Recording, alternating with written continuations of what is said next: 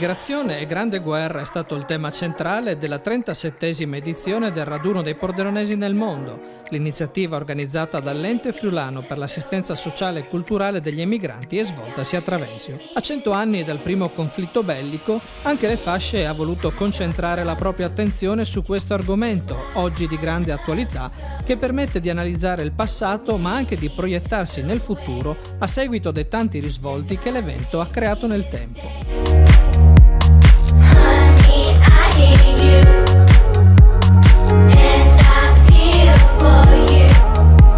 Come da tradizione, il raduno si è articolato nell'arco di 3 giornate, che hanno dato spazio all'analisi storica della guerra in provincia di Pordenone, all'emigrazione negli anni a ridosso del 1915, ma anche alla raccolta di racconti e testimonianze di quanti quel conflitto lo hanno vissuto e combattuto schierandosi in prima linea sul fronte e molte volte morendo per difendere la patria.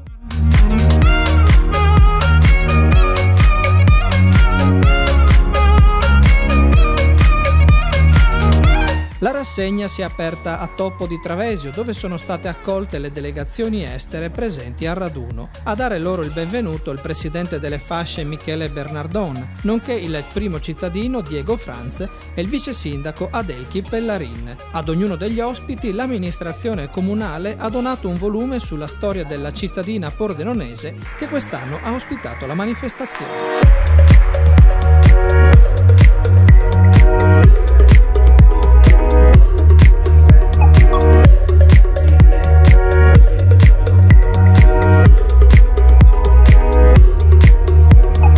Per l'occasione, Palazzo Toppo Wasserman ha anche ospitato una mostra realizzata in collaborazione con il Centro di Ricerca ed Archiviazione della Fotografia. L'esposizione, curata da Lara Zilli e Alice Peschiutta, era composta da una cinquantina di immagini antecedenti il 1914, che ritraevano gli emigranti friulani espatriati ai 4 angoli degli imperi centrali, ovvero Austria, Boemia, Ungheria e Germania. Presenti inoltre alcuni oggetti e attrezzi prestati dalla Somsi di Lestanze che venivano utilizzati dai nostri emigranti nell'ambito della loro attività professionale.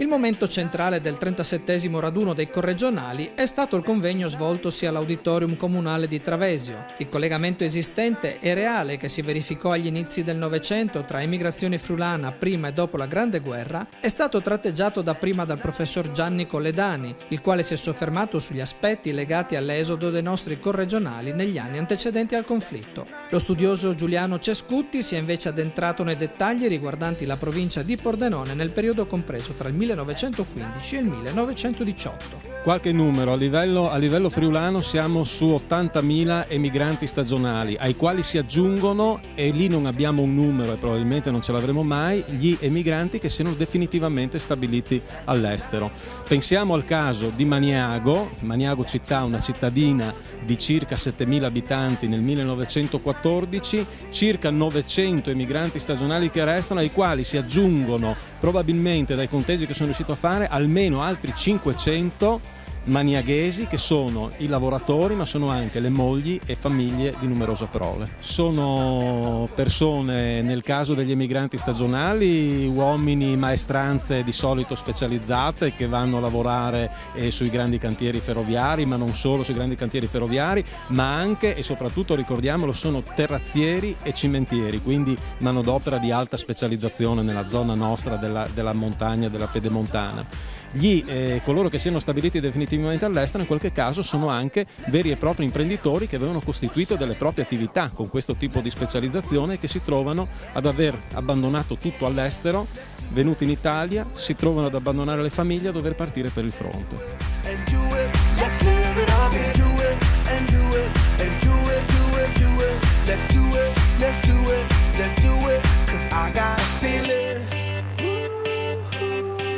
That tonight's gonna be a good night. That tonight's gonna be a good night. That tonight's gonna be a good night. I feel it. Per preparare il terreno dell'evento, lo scorso mese di febbraio Le Fasce aveva indetto il concorso letterario Rientrati per la patria, gli emigranti del Friuli Venezia Giulia di fronte alla Grande Guerra, indirizzato alle scuole della nostra provincia e ai nostri emigranti. All'appello hanno risposto diversi corregionali che hanno raccontato la storia dei loro avi tornati in Italia per abbracciare il fucile ed andare a combattere sui diversi fronti. Le storie sono state raccolte in un opuscolo che Le Fasce ha regalato a tutti i partecipanti. Ma l'idea è nata quando all'inizio dell'anno si è cominciato a sentire che la Regione stava promuovendo una serie di iniziative per commemorare questo evento, i 100 anni della Grande Guerra, e quindi abbiamo pensato che Le Fasce, come un'associazione regionale che cura i rapporti con regionali all'estero, aveva l'opportunità di inserirsi in questo contesto, però visto dal punto di vista dello scenario migratorio. Ecco, la cosa interessante è che una volta che abbiamo emesso questo bando, molti nostri rappresentanti all'estero si sono dati da fare, sono andati a ricercare nel loro scrigno dei ricordi, nel forziere dove hanno riposto le vecchie carte, e hanno trovato dei documenti interessanti che gli hanno permesso loro di ricostruire la storia di loro avi, no? Che poi alla fine abbiamo raccolto in una brochure e che ci ha permesso di ricostruire uno spaccato della storia, della nostra storia minore, se vogliamo chiamare così, successa qui nei nostri paesi 100 anni fa. Terrazzieri, maestranze specializzate, carpentieri, imprenditori. Sono solo alcuni dei protagonisti di questi racconti, ognuno con la propria storia e il proprio bagaglio di affetti lasciati ancora una volta alle spalle per tornare nella madrepatria. Sono racconti semplici di chi forse non ha scritto una pagina di storia, ma ha sicuramente combattuto per quei valori che sentiva propri, come quelli di Luigi e Pietro Cartelli di Maniago, rientrati dalla Germania, arruolati nell'8° Alpini e nel 2° Reggimento di Artiglieria, il primo morto sul fronte, il secondo sopravvissuto e poi di nuovo espatriato a New York. Una storia, la loro, narrata da Alessandra Cartelli, ora residente negli Stati Uniti, così come quella del segretario fasce di Filadelfia Robert Roman, che invece ha messo nero sul bianco le vicende dei suoi avi Pietro Maieron e Rino Roman.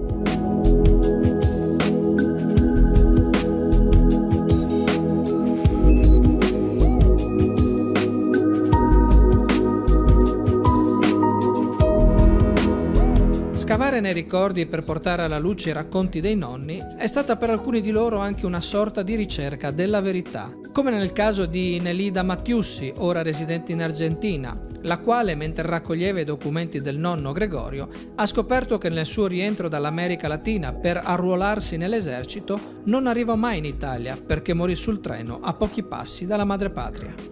Toccanti poi i ricordi di Mario Treppo e Vilma Lovisa. Il primo, partito a 6 anni da casa per andare in Canada con i propri genitori, ha fatto rientro in Italia per la prima volta proprio in occasione del raduno dei Pordenonesi del Mondo di Travesio per raccontare la storia del nonno Angelo Giacomini che ha combattuto a Caporetto. Infine Vilma Lovisa, che prendendo spunto dalla storia del nonno Osvaldo arruolato negli Alpini, ha ricordato come sia per lei una grande gioia tornare ogni volta nella destra a tagliamento. Era mio nonno Osvaldo, che era di Cabasso Nuovo, era emigrato in Germania, poi è ritornato a combattere nella Prima Guerra Mondiale. È ritornato per il suo amore per la sua patria. Sono stata fortunata di ritornare parecchie volte qui e quando ci avviciniamo alle montagne sono così belli che sembrano che sono le mie montagne e mi abbracciano e mi dicono sei arrivata a casa. Perché quando partiamo e stiamo sulla strada a venire a Cavasso, andare a Cavasso, giro a mia mamma sempre e ci dico Ginaka. E così quando vediamo quelle montagne siamo arrivate a casa. Mio papà raccontava queste parole. Nella vita ricordi chi sei e di dove vieni e di godere sempre i piaceri semplici della vita. E io posso dire sinceramente, sono orgogliosa di essere di gente friulana, sono orgogliosa di essere friulana.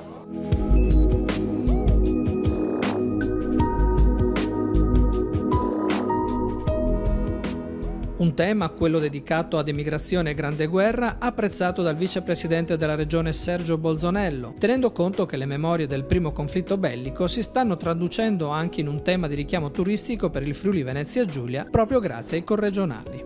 Devo dire che sono rimasto veramente soddisfatto e contento di aver potuto partecipare a questo convegno delle fasce. Oggi è stata una giornata molto significativa perché nella lettura di quello che è successo prima, durante e dopo la Grande Guerra si è anche visto come si potrà realmente anche promuovere il nostro territorio, il territorio del Friuli Venezia Giulia in tante parti del mondo. Per noi è un'occasione straordinaria quella della Grande Guerra proprio per la promozione del nostro territorio. La Regione Friuli Venezia Giulia ha anche promulgato una legge in tal senso e oggi abbiamo visto come le potenzialità grazie alla straordinaria rete di corregionali all'estero, delle grandi storie che in quegli anni si sono succedute di persone che sono state richiamate qui in Italia per poter dare il loro contributo alla patria. Attraverso tutti questi ricordi, questi legami, queste relazioni si possa pensare a una promozione turistica del Friuli Venezia Giulia nel mondo molto più efficace di quella attuale.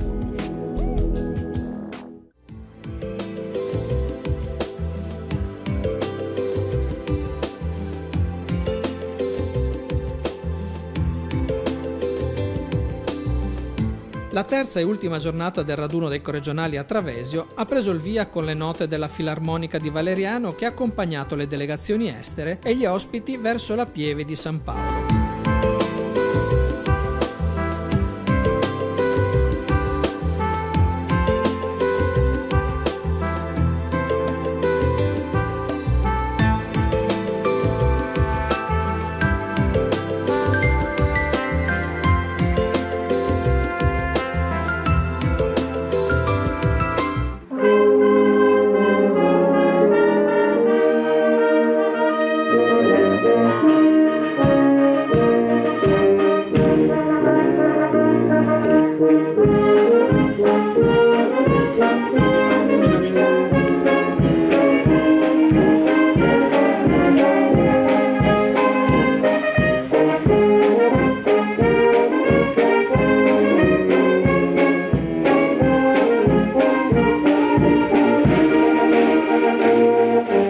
Dopo la deposizione della corona di alloro al monumento ai caduti, ci si è spostati nella chiesa dove il vescovo Monsignor Giuseppe Pellegrini, alla presenza dei sindaci del Friuli Occidentali accompagnati dai gonfaloni, ha recitato la messa. Nella sua omelia il presule ha ricordato il valore del lavoro, che ha caratterizzato in passato chi ha lasciato la provincia per cercare fortuna all'estero e che torna di estrema attualità quest'oggi a seguito delle numerose crisi aziendali.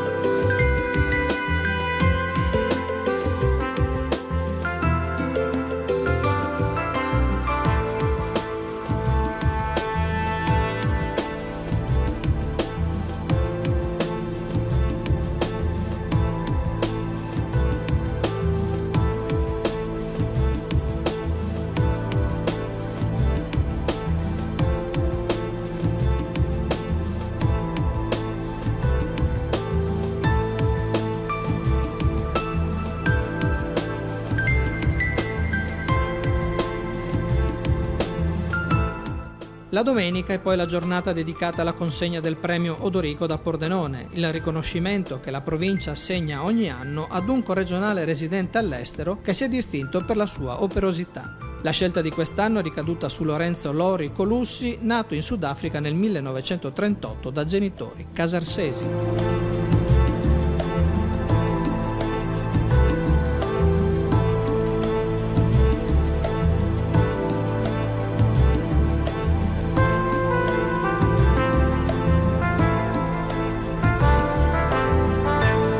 Il mio fratello era contrattore e lui ha detto che quando andava a riunione alla costruzione venivano l'architetto con la macchina, veniva il quantity surveyor, che sono io con la macchina, e veniva l'ingegnere con la macchina, ma il quantity surveyor aveva la macchina più bella di tutti, allora ha detto fa quello, così mi ha detto.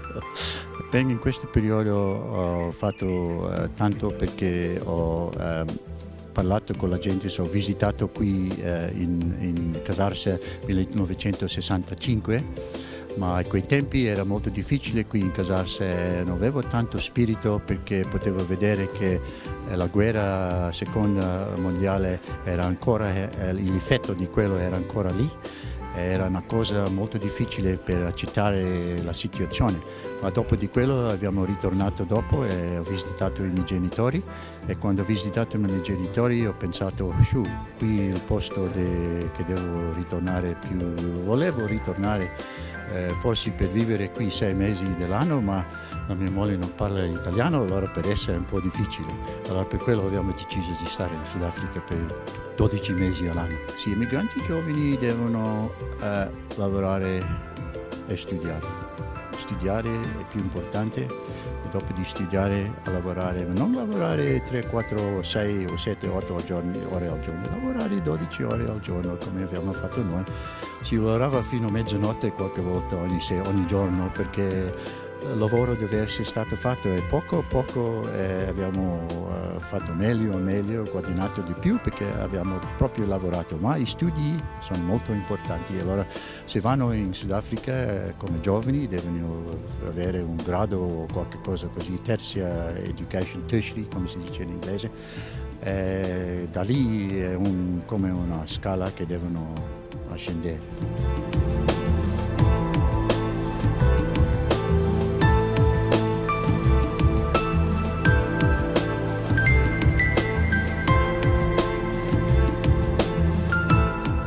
La provincia, che per l'occasione era rappresentata dall'assessore alla cultura Nicola Callegari, ha sempre creduto fermamente nel valore dell'emigrazione, sostenendo chi al di fuori dei confini nazionali tiene alto il nome del territorio pordenonese. La provincia di Pordenone è amministrazione provinciale che vuole essere vicino con chi è partito dal nostro territorio, proprio a rappresentare che un territorio è costituito da persone e persone che ci mettono la propria anima, il proprio cuore in quello che fanno. Penso che i friulani siano sempre stati testimoni di questo, e penso che le fasce, proprio nel suo stile, nel suo modo, nel suo titolo assistenza, cultura e sociale, voglia testimoniare questo, e questo lo testimonia assolutamente con le persone. Soddisfazione per come la città ha risposto all'evento, ma anche per i contenuti della 3 giorni di incontri, confronto e dibattito è stata espressa dal sindaco di Travesio, Diego Franz. C'era la voglia della comunità di Travesio di dare il bentornato a casa a coloro che sono partiti dal nostro Friuli per cercare fortuna all'estero, e questo sicuramente ha coinvolto l'intera nostra comunità che si è messa a disposizione per questi festeggiamenti. La speranza è che anche coloro che hanno partecipato, che sono venuti in questi giorni nella nostra comunità, abbiano apprezzato il nostro impegno e la nostra accoglienza. Ma sono stati i ragazzi i veri protagonisti di questo 37° raduno dei pordenonesi nel mondo, nipoti e pronipoti di coloro che sono nati nella destra tagliamento grazie ad una serie di attività organizzate dalle fasce, hanno avuto modo di conoscere le zone dove anche loro in qualche modo hanno le radici. Mio bisnonno è partito da Sarone di Caneva, fra 1900 credo. Lui era un artista di circo. Non so come mai sia diventato un artista, però dopo che è arrivato in Brasile ha cominciato a lavorare come contadino, dopo ha aperto una macellaria, dopo un bar, e ha avuto lì 13 figli. E aveva fino da piccolo questa voglia di imparare italiano, giustamente per conoscere meglio da dove veniva mio bisnonno, perché nessuno lo sapeva veramente da dove veniva. Così ho cominciato a studiare lì a Belo Horizonte, nella Fondazione Torino, a studiare italiano, e dopo studiare le cose hanno cominciato a stare più chiare per me. Così per me credo che se uno vuole conoscere meglio sue radici deve prima conoscere la lingua. No? Per me è stata un'esperienza straordinaria che credo che si deve mantenere, perché è troppo interessante questo tipo di iniziative.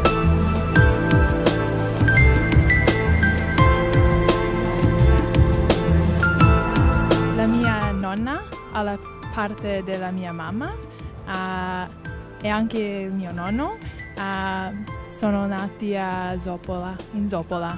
Io ho voluto sapere le storie di miei parenti e anche ho piaciuto tanto perché mi piace sentire le testimoniazioni, the testimony di immigranti. Era una cosa proprio bellissima. Penso che quando io vado a casa io spieghi ai miei amici italiani e loro che non sono da Pordenone le storie di qui, la diga de Vaillant e tutti le posti così, e anche voglio continuare a imparare e migliorare il mio italiano.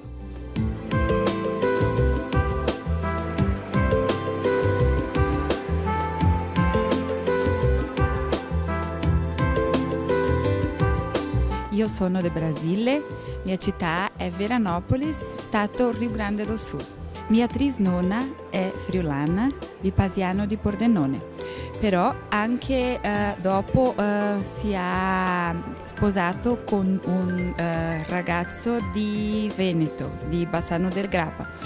Allora, in mia casa loro parlano friulano e anche dialetto veneto. Questa è la mia prima volta in Italia. Io pensavo di sentirmi fuori di casa, però quando sono arrivata qui mi ho sentito come se fossi in casa, perché qui le persone sono molto ospitaliere, molto gentili. Mi è piaciuto tanto e penso di ritornare perché qui anche è mia casa. In nostra città c'è anche un segretariato, come si dice, però non ci sono giovani. Io penso che si può fare un segretariato di giovani, perché i giovani sono come l'uomo che ha ricevuto il premio ha detto che il futuro è dei ragazzi. Calato il sipario sulla 37esima edizione del raduno, è soddisfatto il presidente delle fasce Michele Bernardon per la scommessa sul tema del convegno e per l'esito dell'intera manifestazione. I nostri corregionali sono stati protagonisti perché nelle iniziative che abbiamo fatto erano loro stati coinvolti già con dei lavori di preparazione e quindi abbiamo portato a conclusione un lavoro di preparazione di mesi. Abbiamo voluto in questo 37esimo convegno prendere spunto dall'inizio della Grande Guerra, ma coinvolgendo i nostri corregionali in un lavoro di ricerca, ma soprattutto coinvolgendo i giovani, perché attraverso di loro si può investire e si può pensare di avere un futuro nei rapporti con i corregionali all'estero. Ora il pensiero delle fasce torna sulla normale attività annuale che vede protagonisti i vari segretariati sparsi nel mondo, ma anche nella creazione delle nuove sedi virtuali in cui sono protagonisti i nostri corregionali. L'appuntamento con il raduno numero 38 sarà quindi per il prossimo anno, sempre alla fine del mese di luglio, in un altro comune della destra a Tagliamento.